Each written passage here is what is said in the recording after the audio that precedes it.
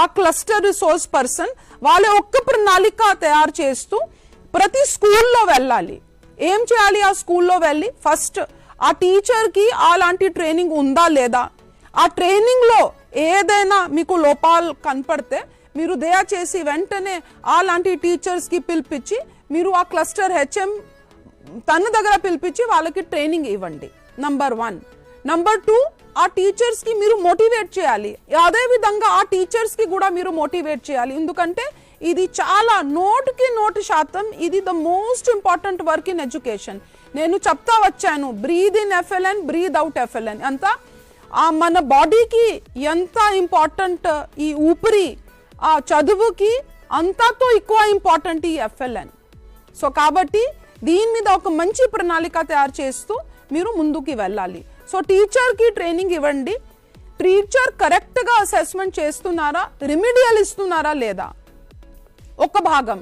రెండో భాగం, ఆ టీచర్ ఎక్కడ ఎక్సెల్ ఉందో ఆ వాడుతున్నారా లేదా, ఎఫ్ఎల్ఎన్ టెక్స్ట్ బుక్ వాడుతున్నారా లేదా, వర్క్ బుక్ వాడుతున్నారా లేదా, మోడల్ బుక్స్ టీచర్కి ఇచ్చిన వాడుతున్నారా లేదా, మీరు అందరికీ ఇన్స్పెక్షన్ చేయాలి. క్లస్టర్ హెచ్ఎంగా, ఎంఈఓగా మీరు అదే చూసుకోవాలి.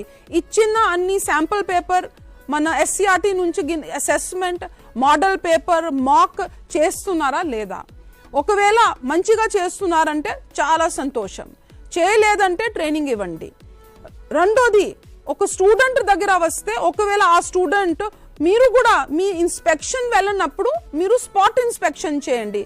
ఏ పిల్లలు చాలా మంచి అసెస్మెంట్లో ఉన్నారంటే మీరు ఓరలీ అడగండి, అక్కడ రీడింగ్ పెట్టండి. ఖచ్చితంగా ఇది చాలా అవసరం.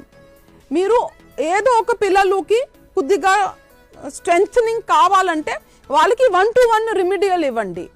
ఆ మంచి ఉన్న పిల్లలతో రిమిడియల్ చేయండి, లేకపోతే టీచర్ టు టీచర్ రిమిడియల్ చేయండి. అండ్ ఖచ్చితంగా వాళ్ళ తల్లిదండ్రి పిలిపించి, చూడు అమ్మ, ఇంట్లో వెళ్ళిన తర్వాత కూడా ఇవన్నీ ఎక్సర్సైజెస్ వీళ్ళు ఖచ్చితంగా చేయాలంటే ఆ తల్లిదండ్రికి కూడా దాంట్లో మీరు పాల్గొవాలి. ఇదే విధంగా మీరు అక్కడ ఉన్న అమ్మ ఆదర్శ్ పాఠశాలకి పిలిపించి మీరు కూడా మీ ఎస్హెచ్జిలో, మీ విఓ మీటింగ్లో, మీరు సంఘాల్ మీటింగ్లో, మీరు మండల్ మహిళా సమాఖ్య మీటింగ్లో, డిస్ట్రిక్ట్ జిల్లా మహిళా సమాఖ్య మీటింగ్లో ఖచ్చితంగా ఎఫ్ఎల్ఎన్ అనేది ఒక అజెండా లాగా చర్చించాలి. మా బడిలో, మా స్కూల్లో ఎంతమంది పిల్లలు కొద్దిగా సరిగా రాయలేకపోతున్నారు, సరిగా చెప్పలేకపోతున్నారు, మీరు కూడా మీ వైపు నుంచి అక్కడ నుంచి వాలంటీర్ తీసుకొని ఈవినింగ్ క్లాసెస్ కానీ ఇంట్లో క్లాసెస్ ఖచ్చితంగా పెట్టాలి.